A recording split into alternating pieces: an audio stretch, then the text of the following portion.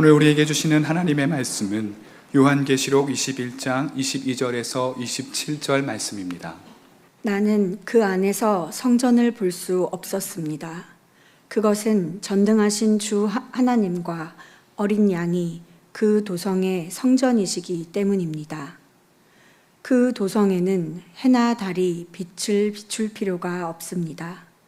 그것은 하나님의 영광이 그 도성을 밝혀주며 어린 양이 그 도성의 등불이시기 때문입니다. 민족들이 그 빛 가운데로 다닐 것이요 땅의 왕들이 그들의 영광을 그 도성으로 들여올 것입니다. 그 도성에는 밤이 없으므로 온종일 대문을 닫지 않을 것입니다. 그리고 사람들은 민족들의 영광과 명예를 그 도성으로 들여올 것입니다. 속된 것은 무엇이나 그 도성에 들어가지 못하고 가증한 일과 거짓을 행하는 자도 절대로 거기에 들어가지 못합니다. 다만 어린 양의 생명책에 기록되어 있는 사람들만이 들어갈 수 있습니다. 이는 하나님의 말씀입니다. 좋으신 주님께서 주시는 위로와 평안과 새롭게 하시는 은혜가 저와 여러분 위에 함께 하시길 빕니다. 오는 목요일 8월 15일은 광복 79주년입니다. 79년 전에 이 오랜 식민의 땅 위로 자유와 해방의 빛을 주신 주님께서 분단된 이 조국 위에 화해와 하나 되는 빛을 주시길 또한 기원합니다. 함석헌 선생님은 뜻으로 본 한국 역사란 책에서 해방에 대해서 이런 글을 쓰셨습니다. 어련히 오고야 말 해방인 줄 믿었지만 또 못 믿었다. 그러므로 정작 온 때는 모두 꿈인가 하였다. 연대표 위에는 틀림없이 35년 이것만, 느낌으로는 350년도 더 되는 것 같았다. 일제 35년 하면 그렇게밖에 아니 되었던가 의심이 난다. 그 고난은 그렇게 심하였고 영원히 벗겨질 것 같지 않았다. 영원히 벗겨지지 않을 것 같았던 고난, 35년이지만 350년 이상 된 고난 같았던 그 고난이 일본 식민지배의 고난이었습니다. 해방의 소식이 경성에서 전국 곳곳으로 전해지면서 사람들은 거리로 뛰쳐나왔고 풍악을 올리면서 기뻐했습니다. 영원할 것 같았던 어둠이 물러가고 빛이 찾아옴을 기뻐한 것이죠. 그러나 그 빛은 온전한 빛이 아니었습니다. 불완전한 빛이었습니다. 우리 민족이 스스로 만들어낸 빛이 아니라 외세에서 유입된 빛이었습니다. 그것도 이념과 권력의 대립을 벌이고 있었던 미국과 소련으로부터 나누어져 들어온 빛이었습니다. 그 빛은 우리 민족의 분단을 가져왔고, 분단은 동족 상잔의 비극을 가져왔습니다. 거기서 끝난 것이 아니라 오랜 세월이 지났지만 그 어두움은 한반도 위에 짙게 아직도 드리워져 있습니다. 그러고 보면 빛이라고 다 빛이 아닙니다. 8.15 광복의 빛처럼 불완전한 빛도 있고 얼핏 보면 빛 같아 보이고 생명 같아 보이지만 자세히 보면 어둠이고 죽음인 빛도 있는 것입니다. 시인 유아라는 사람은 깜깜한 밤바다에 환한 대낮 같은 집어등을 밝히고 오징어를 잡는 오징어 고깃배를 보면서 오징어라는 시를 썼습니다. 짧은데요, 이렇습니다. 눈앞에 저 빛, 찬란한 저 빛, 그러나 저건 죽음이다. 의심하라 모든 광명을. 아주 절묘한 시죠. 빛이 바로 죽음으로 연결되는 것. 우리들 주변에 있는 빛 가운데는 그러한 오징어배에 집어든 같은 그러한 빛도 있는 것입니다. 코로나는 우리 인류가 빛이라고 여기며 살아왔던 것들, 개발, 발전, 편리라고 하는 것이 인간에겐 한편으로는 유익이었지만 꼭 그렇지만은 않다라는 것을 알려주었죠. 동식물들의 서식지를 파괴했고 거기서 그치는 것이 아니라 결국엔 인간들의 생존을 위협하는 것으로 다가왔습니다.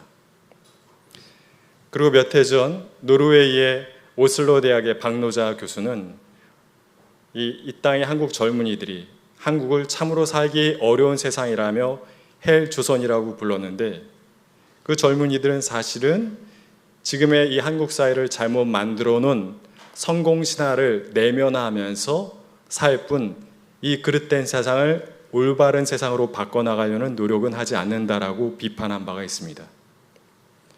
근데 그 기사를 읽으면서 이게 어디 젊은 세대들만의 일인가 라는 생각이 들었습니다. 우리 한국 사회에 보면 많은 이들이 비트코인이라든지 갭 투자라든지 정말 죽음의 집어든 같은 것들을 생명의 빛으로 바라보면서 살아가고 있지 않습니까? 그렇다면 성서가 얘기하는 참된 생명의 빛은 무엇일까요? 오늘 성경 곳곳의 말씀을 통해서 성경이 말하는 참된 빛이 어떤 빛인지 함께 생각해 보겠습니다. 창세기를 보면 하나님께서 천지를 창조하실 때 제일 먼저 빛을 창조하셨습니다. 그런데 이 빛은 해와 달과 별과 같은 그러한 물리적인 빛을 말하는 게 아닙니다. 창조의 순서를 보면 해와 달과 별은 빛이 창조된 이후에 창조되었어요. 그래서 창세기가 얘기하는 그 빛이라고 하는 것은 해와 달을 의미하는 것이 아니라 창조 이전에,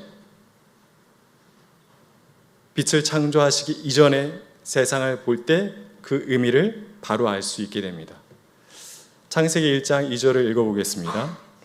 땅이 혼돈하고 공허하며 어둠이 깊음 위에 있고 하나님의 영은 물 위에 움직이고 계셨다. 창조 이전의 상태를 요약하는 단어가 3개입니다. 혼돈과 공허와 흑암. 창세기가 말하는 빛은 바로 그 혼돈과 공허와 흑암에 반대되는 개념과 가치입니다. 혼돈에 반대되는 안정과 질서, 공허에 반대되는 의미와 보람, 또 흑암에 반대되는 빛과 희망 같은 것들, 그러한 것들이 창세기가 말하는 빛인 것이에요. 창세기 1장은 이스라엘이 바벨론의 포로로 끌려가서 노예살이 하던 시절에 쓰여진 성경입니다. 바벨론은 해와 달과 별, 빛을 신으로 섬겼습니다. 그런데 바벨론이 섬기는 신을 창세기는 하나님의 피조물로 격화시켰어요. 신이 아니라는 겁니다. 하나님이 만드신 피조물에 지나지 않는다. 그 말은 그 피조물에 지나지 않는 것을 신으로 섬기는 바벨론을 또한 격화시킨 거예요. 바벨론은 해와 달과 별, 빛을 신으로 섬기지만 그 빛이라고 하는 것은 바벨론만의 빛이지 다른 민족들에게 보편적인 빛이 아니라는 겁니다. 바벨론은 이스라엘 사람들에게서 빛을 앗아가고 어둠을 안겼거든요. 그래서 창세기가 이야기하는 빛은 무엇이냐면 그러한 강자들이 이야기하는 폭력적인 빛이 아니라 어둠이라는 것을 폭로하는 빛이고, 그 강자들이 만든 빛에 의해서 삶이 혼돈과 공허와 흑암으로 변한 사람들, 그들에게 새로운 안정과 새로운 의미와 새로운 희망을 주는 빛이 바로 창세기가 이야기하는 빛입니다. 이러한 빛의 정신은 이사야서에도 예언서에도 그대로 전달이 되는데요. 이사야서 60장의 말씀 한 구절을 보겠습니다. 예루살렘아 일어나서 빛을 비추어라. 구원의 빛이 너에게 빛이었으며 주님의 영광이 아침 해처럼 너의 위에 떠올랐다. 어둠이 땅을 덮으며 짙은 어둠이 민족들을 덮을 것이다. 그러나 오직 너의 위에는 주님께서 아침 해처럼 떠오르시며 그의 영광이 너의 위에 나타날 것이다. 무슨 말씀입니까? 제국이 만든 그 가짜빛, 실은 어둠인 그 어둠에 온 세상이 짓눌릴 것이지만 하나님의 백성들은 그 어둠에 짓눌리지 말고 빛이신 하나님을 바라봄으로 이 세상에 빛을 비추는 이가 되어야 된다라고 하는 그러한 말씀인 것이죠. 제국의 빛은 지배하는 빛이지만 하나님이 주신 그 빛은 섬기는 빛입니다. 이사야서 58장의 말씀인 이러한 말씀이 나옵니다. 네가 너의 정성을 굶주린 사람에게 쏟으며 불쌍한 자의 소원을 충족시켜 주면 너의 빛이 어둠 가운데서 나타나며 캄캄한 밤이 오히려 대낮같이 될 것이다. 굶주린 사람, 불쌍한 자를 소원을 충족시켜 주는 것, 그것이 우리 삶을 빛으로 만드는 길이라고 이야기합니다. 제국은 위에 가서 정복하고 지배하는 것, 그것이 빛이라고 얘기했지만 예언서는 그렇지 않아요. 그들에게서 짓밟힌 자들, 그들을 섬기는 것, 그것이 빛이라 이야기하고 있습니다. 61장에도 또 그 비슷한 말씀이 나옵니다. 주님께서 나에게 기름을 부으시니 주 하나님의 영이 나에게 임하셨다. 주님께서 나를 보내셔서 가난한 사람들에게 기쁜 소식을 전하고 상한 마음을 싸매어 주고 포로에게 자유를 선포하고 갇힌 사람에게 석방을 선언하고 주님의 은혜의 해와 우리 하나님의 보복의 날을 선언하고 모든 슬퍼하는 사람을 위로하게 하셨다. 큰 나라들, 이 제국들이 얘기하는 빛과 성서 예언자들이 얘기하는 빛은 방향이 전혀 다릅니다. 하나님의 빛은 낮은 자리에서 낮은 자들을 섬기고 위로하는 빛입니다. 복음서에서 얘기하는 빛은 어떤 빛일까요? 요한복음 1장은 창세기 1장과 상당히 비슷합니다. 태초에 모든 만물이 예수님으로부터 창조되었다라고 고백합니다. 거기서 그치지 않고 예수님을 이렇게 얘기합니다. 예수님은 생명의 빛이셨다. 예수님은 어그러진 하나님의 창조의 질서에서 어그러진 세상을 다시 하나님의 세상으로 재창조하는 생명의 빛이셨던 겁니다. 로마는 로마 밑에 살아가는 사람들을 한낱 제국의 소모품으로 만들어버렸습니다. 율법은 성전 체제 밑에 살아가는 사람들을 한낱 성전의 소모품으로 만들어버렸습니다. 예수님은 그들에게 찾아와서 그들이 그러한 소모품이 아니라 빛과 소금이라고 그들을 다시 재호명해 주셨어요. 너희가 세상의 빛이요 소금이다. 이 말 속에 담겨있는 첫 번째 의미는 너희는 아주 귀한 존재다라는 말씀입니다. 빛이 귀한지는 알겠는데 흔하디 흔한 소금이 왜 귀하다고 얘기했을까요? 오늘의 소금과 그 당시의 소금은 가치가 달랐습니다. 그 당시 로마 병사들은 월급을 소금으로 받았어요. 소금을 나타내는 라틴어는 SAL, 살이에요. 거기에서 셀러리, 월급이라는 단어가 나온 것이죠. 소금이 월급이었던 거예요. 그만큼 귀한 것이었어요.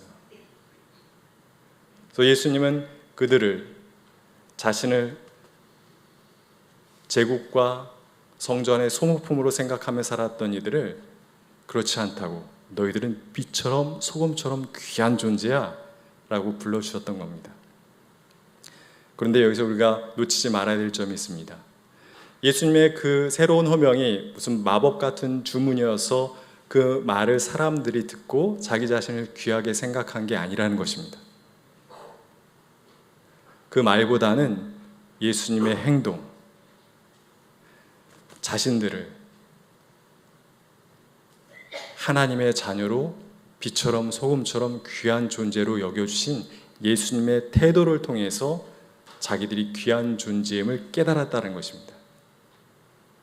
너희는 빛과 소금이다 라는 말 속엔 또 다른 의미가 담겨 있는데, 두 번째 의미는 무엇이냐면 너희들은 세상의 빛과 소금이니 그렇게 귀한 존재답게 살라는 의미가 또 그 안에 담겨 있는 거예요.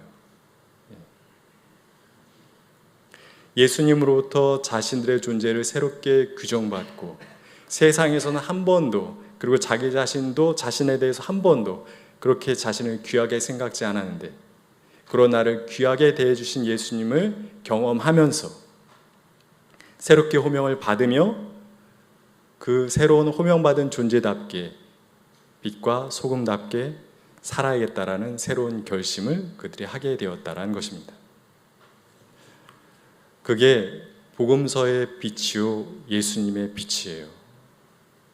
자기의 존재 가치를 잊어버리고 살아가는 사람들에게 다가가 그들이 귀한 존재임을 일깨워주면서 그들이 귀한 존재답게 살도록 북돋아주는 빛, 그게 복음서의 빛이요 예수님의 빛이었던 것입니다. 요한계시록에도 빛에 대한 이야기가 나오는데요, 이 이야기를 하려고 길게 구약에서부터 내려온 것입니다. 이전 하늘과 이전 땅이 사라지고 새 하늘과 새 땅이 만들어지고, 또 예루살렘 성도 옛 성이 사라지고 천상의 새로운 예루살렘 성이 세워집니다. 이 성은 아주 규모가 큽니다. 하도 커서 동서남북의 문이 3개씩 12개나 되는 문을 가지고 있고, 그 크기가 12,000 스타디온, 오늘의 계산법으로 바꾸면은 2,200km 가로세로가, 그 성의 가로세로가 2,200km씩 되는 아주 거대한 나라라고 이야기해도 될 정도의 성입니다. 그리고 온갖 보석으로 화려하게 꾸며진 성이고, 그 성에는 아무나 들어갈 수가 없죠. 생명책의 이름이 기록된 자들이 들어가고, 또한 그곳에선 죽음도 눈물도 울부짖음도 없는 그러한 곳입니다. 좋은 건 다 있는 그 어마어마한 새로운 예루살렘 성. 근데 성경은, 요한계시록은 그 새로운 예루살렘 성에 없는 게 2가지 있다고 얘기했습니다. 뭐가 없을까요? 거기에 일단 핸드폰은 없을 것 같아요. 없어야 되겠죠. 네. 뭐가 없냐면 성전이 없다고 얘기합니다. 성전이? 아니, 하나님의 성인데 어떻게 거기 성전이 없을까요? 성전이 있어도 여러 개 있어야 되고, 더 아주 세상에 없는 크고 높고 화려한 성전이 있어야 될 것 같은데 여기 성전이 없다고 얘기합니다. 그리고 또 거기에 없는 게 뭐냐면 해와 달이 없대요. 아니, 거기 해와 달도 한 2-3개씩 있을 것 같은데, 있어야 될 것 같은데 없다고 얘기합니다. 왜 없다고 얘기할까요? 그곳에서는 주님이 성전이 되시고 주님이 빛이 되시기 때문입니다. 그래서 성전과 빛이 필요가 없는 거예요. 이것은 놀라운 비전입니다. 그런데 한편으로는 아픈 고백입니다. 성전인데 성전이 아니었던, 성전에서 나오는 것이 빛이 아니라 어둠이었던 성전에 대한 경험, 빛이라고 떠들고 자기가 빛이라고 주장하였던 제국과 지도자들과 그 이념들, 그러나 실은 어둠과 죽음이었던 나라와 지도자들과 이념에 대한 아프고 슬픈 경험이 그 고백엔 담겨 있는 것입니다. 차라리 없었으면 좋았을 성전과 나라와 지도자와 이념들에 대한 경험 말이죠.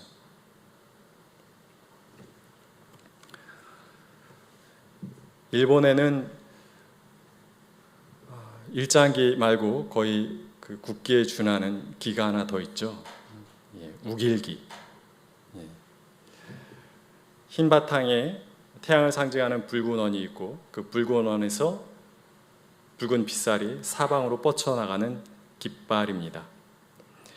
메이지 유신 이후에 일본군의 군기가 되었고 일본이 제국주의를 표방하면서 조선과 중국과 대만과 동남아시아 국가들을 짓밟을 때 앞에 내세웠던 깃발이 바로 그 우길기입니다.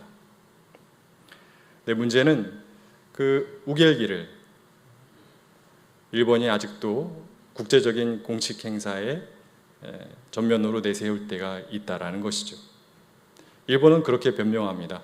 이건 단지 일본 군의 군기일 뿐이다. 네, 정말 그렇습니까? 우길기의 그 사방으로 뻗어나가는 붉은 빗살 속에는 일본이 잘 됐으면 하는 일본인들의 소망이 담겨 있을 겁니다. 그런데 일본에 짓밟았던 나라들 국민들의 입장에서 볼 땐 그 빗살 하나하나는 삶을 갈기갈기 찢어놓았던 칼이고 창이고 총탄이고 포탄인 것 아니겠습니까? 그리고 우길기의 빗살 속에는 일본인들의 과거에 영화로웠던 추억이 담겨 있을 수 있지만 일본의 식민 지배를 받았던 나라들에게는 그 빗살 하나하나가 고통이요, 아픔이요, 죽음인 것입니다.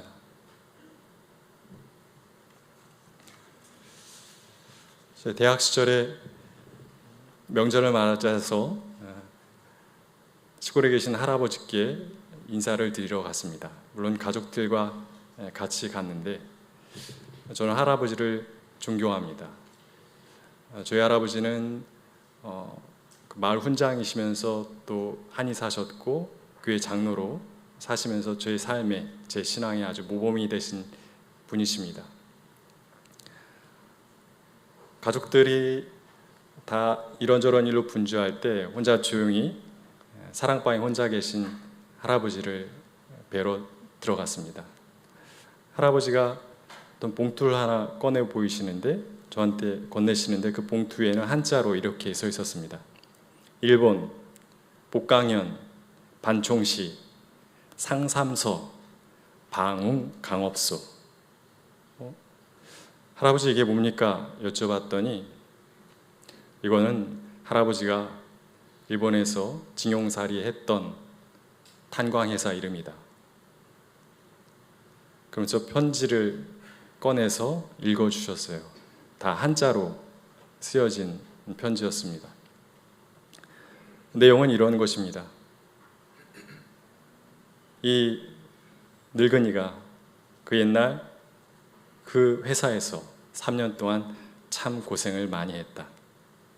그런데 지금 늙어서 좀 형편이 궁핍한 가운데 있으니 그 옛날 나에게 주지 않았던 임금을 지금이라도 좀 보내달라 라는 내용이었습니다. 저는 그 편지를 본 할아버지께 그렇게 질문했습니다. 할아버지, 그 회사가 아직 남아있을까요? 남아있다 한들 그때도 주지 않은 월급을 지금 주겠습니까? 아마 그 할아버지와 관련된 모든 기록을 다 이미 버렸을 겁니다. 그러자 할아버지는 이렇게 얘기하셨습니다. 그 회사가 워낙 큰 회사라 망하진 않았을 것이다.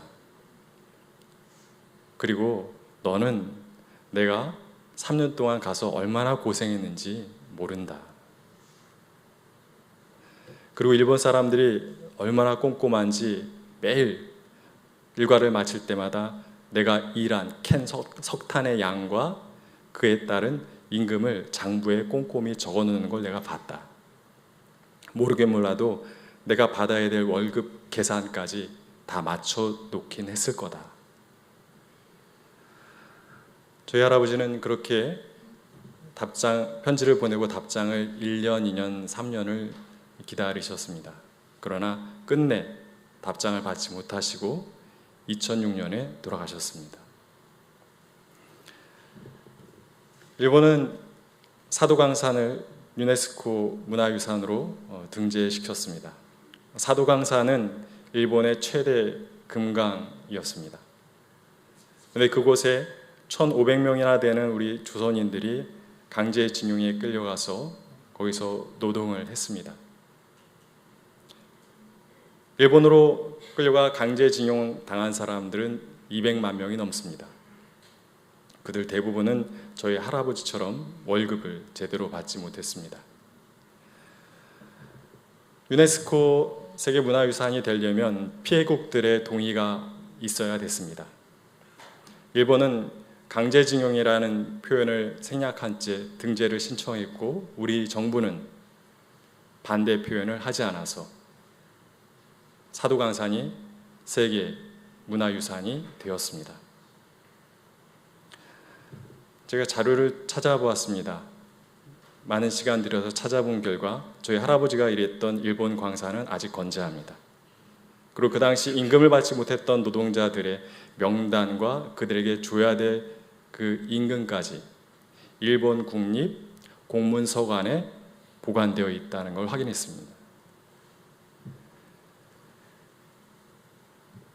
세계 문화유산을 많이 등재한다고 문화 강국이 되는 게 절대 아닙니다.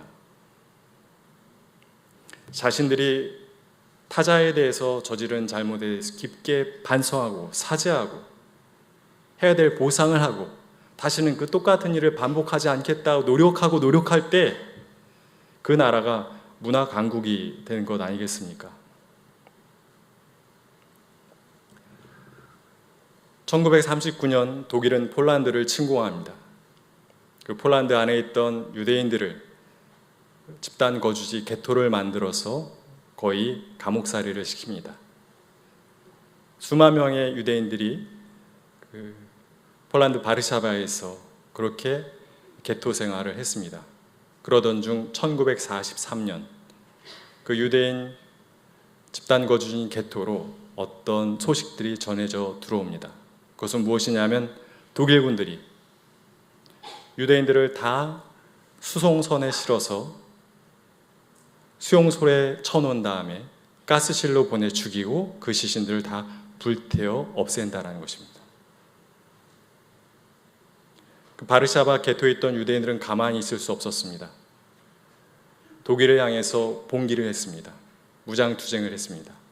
많은 이들이 죽었습니다. 끝내 한 달 만에 그 봉기는 종료되었습니다.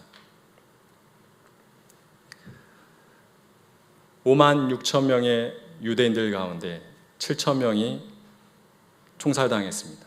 그리고 나머지는 다 수용소로 보내졌고 많은 이들이 수용소에서 또한 죽었습니다. 바로 그 자리에 유대인 게토가 있던 그 자리에 유대인들 희생자들을 기억하기 위한 위령비가 세워졌습니다. 그 자리에 1970년 서독의 총리인 빌리 브란트가 찾아갑니다. 2차 대전 이후에 처음 있는 일입니다. 사람들은 저 서독 총리가 이 폴란드에 와서 뭘 하나 유심히 지켜봤습니다. 그 위령비에 헌화를 했습니다. 빌리 브란트는 거기서 끝나지 않고 그 위령비 앞에 바로 무릎을 꿇고 사죄를 했습니다. 거기 있던 사람들은 모두 다 깜짝 놀랐습니다. 전혀 예상하지 않은 행동이었습니다. 독일인들도 수행 비서들조차도 생각지 못했던 모습입니다. 그 모습은 전 세계로 송출되었고 그걸 보는 사람들, 특히 유럽 사람들은 모두 다 깜짝 놀랐습니다.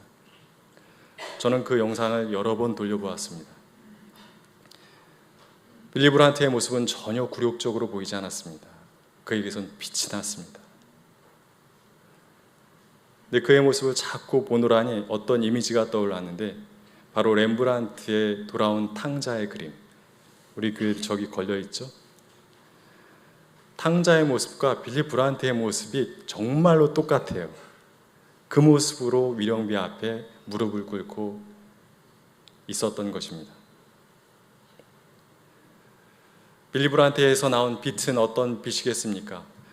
자기가 지은 죄를 참으로 아파하는 자, 참회하는 자가 내뿜는 빛이었고, 증오와 갈등으로 나눠진 유럽 사회를 다시 하나로 만드는 평화와 화해의 빛이었던 것입니다. 유럽 사회는 그 돌아온 탕자 같은 독일을 탕자를 맞아주는 아버지처럼 다시 받아주었습니다. 독일이 전범 국가가 아니라 유럽 사회의 한 일원으로 다시 그 사건 이후에 돌아오게 되는 것입니다. 거기서 그친 게 아닙니다. 독일은 그 이후로도, 빌리 브란트 이후에도 대통령과 총리들은 국제적인 석상에서 자신들의 죄를 공식적으로 계속해서 반복해서 사죄하고 있습니다.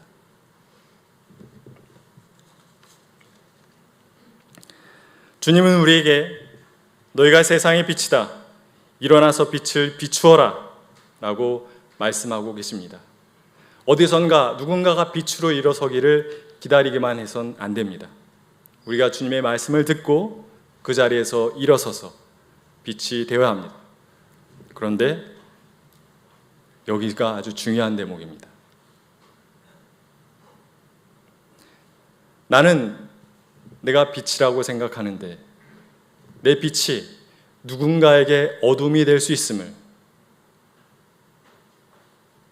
기억해야 된다는 것입니다. 나의 존재가, 나의 말과 나의 행동이 누군가에게 혼돈과 공허와 흑암을 만든다면 내가 생각하는 빛은 하나님으로부터 온 빛이 아니라 내 욕심과 내 욕망에서 나온 빛임을 깨달아야 합니다. 우리는 얼마나 자주 착각합니까? 나의 욕심과 욕망을 하나님의 빛이라고. 우리들의 잘못으로 인해서 아파하고 고통당하고 있는 이가 있는데 고개를 빳빳이 들고 아무런 잘못이 없다고 우리가 생활할 때 우리 존재 자체가 어둠임을 잊지 말아야 합니다. 우리의 생명의 주인 되신 주님과 우리가 잘못한 이웃과 뭇 피조물 앞에 우리는 무릎 꿇고 사죄를 해야 합니다. 우리의 잘못을 솔직히 고하고 사죄할 때 그때 우리는 비로소 빛이 될 수 있습니다. 거기서부터 시작하는 겁니다. 거기가 시작점이에요.